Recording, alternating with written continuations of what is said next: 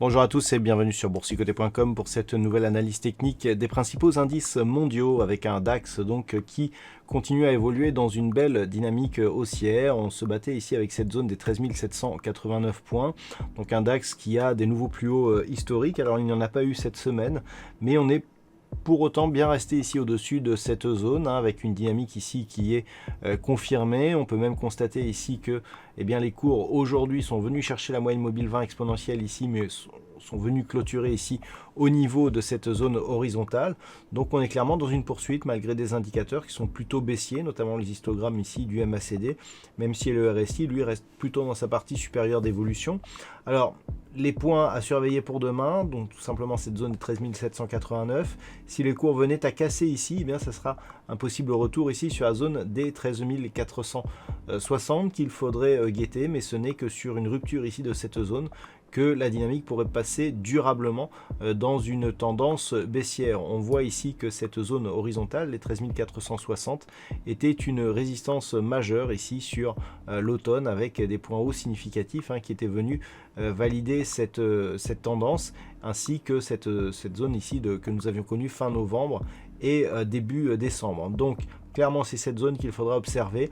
Tant que l'on reste au-dessus, la dynamique reste haussière pour l'indice allemand.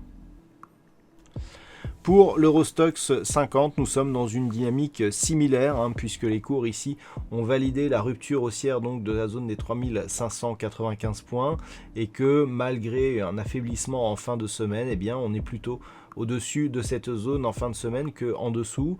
Des cours donc qui ont testé ce niveau toute la semaine, dans un contexte où les indicateurs sont relativement neutres, que ce soit les histogrammes du MACD ou le RSI avec une légère dynamique haussière même. Donc sur cet indice, c'est la zone des 3595 qu'il faudra surveiller la semaine prochaine. Toute rupture ici de ce niveau pourrait précipiter une phase de consolidation un peu plus marquée, avec pourquoi pas un retournement de la dynamique si les cours revenaient par exemple au contact de la zone des 3387 points. Mais tant que nous sommes ici au-dessus de cette zone, ça reste haussier, avec comme perspective de nouveaux plus hauts de tendance court terme sur cet indice européen. Nous passons ensuite aux indices américains avec le S&P 500 qui valide donc son objectif. Rappelez-vous, je vous avais défini une extension de Fibonacci qui a été touchée la semaine dernière. Donc nous avons ici cette zone qui se situe à 3822 points. C'est tout simplement l'extension de Fibonacci de la précédente dynamique de consolidation que nous avons ici.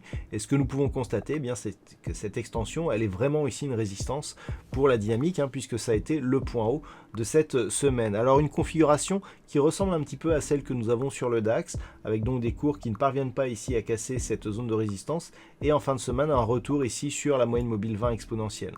Point de vue des indicateurs, on est plutôt ici sur une perte de dynamique du point de vue court terme ici au niveau des histogrammes du MACD. On a une petite incursion du RSI ici dans la zone de surachat. Donc pour le moment, une dynamique qui reste bien fortement haussière. On peut constater ici que depuis cette impulsion, nous avons eu des cours qui oscillent entre bande de Bollinger supérieure et les contacts sur la moyenne mobile 20 exponentielle donnent de très bons points d'entrée pour jouer la continuité de cette dynamique. Toutefois, chaque tendance a une fin. Si on venait à casser ici cette zone proche des 3750, on pourra avoir un retournement de tendance en direction d'une zone intermédiaire ici qui se situe à 3667 points. Si tel était le cas, on aurait un retournement de tendance seulement si on enfonçait ce niveau, avec dans ce cas-là une rupture de ce précédent point bas significatif qui inverserait la tendance selon la loi de Dow, auquel cas on aura un objectif ici de retour sur la zone des 3550 points. Naturellement, tant que les cours restent ici au-dessus des 3750, on est toujours dans une perspective haussière de continuité de tendance qui serait validée ici par une cassure de cette zone de points hauts et d'extension qui se situe à 3822 points. Sur le Nasdaq, nous avons une dynamique un peu différente puisque là aussi nous avons une continuité de mouvement nous ne sommes pas parvenus à revenir au niveau des points hauts significatifs qui ont été marqués vendredi.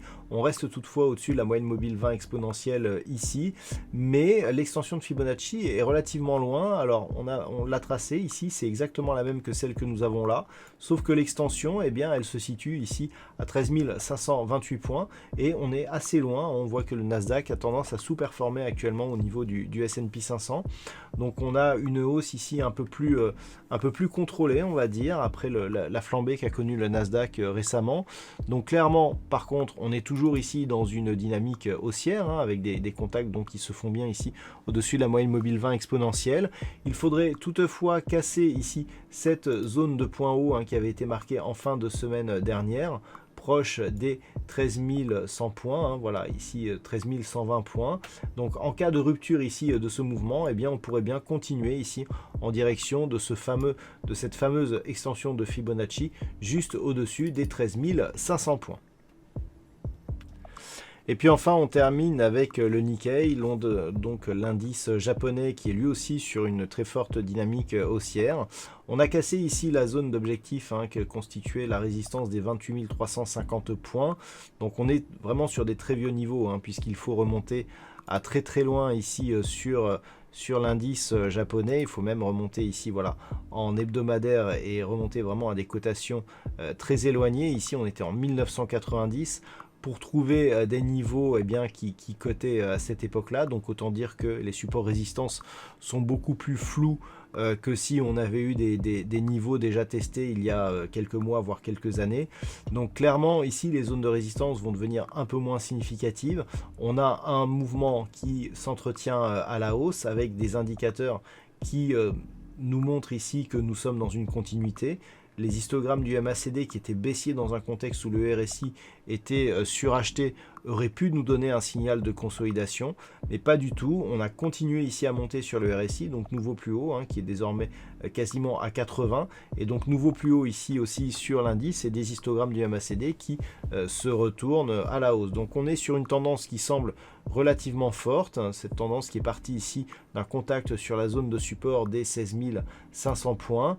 La cassure ici des 28 350 points, eh bien, pourrait nous ouvrir de nouvelles perspectives, encore une fois, de cours qui n'ont plus été cotés depuis les années 90. Donc le Nikkei ici est toujours sur une très forte dynamique haussière. Voilà donc ce que l'on peut dire sur cette analyse technique des principaux indices mondiaux. Passez une bonne soirée, un bon week-end et on se retrouve dès demain pour d'autres analyses techniques, toujours sur le site boursicoté.com.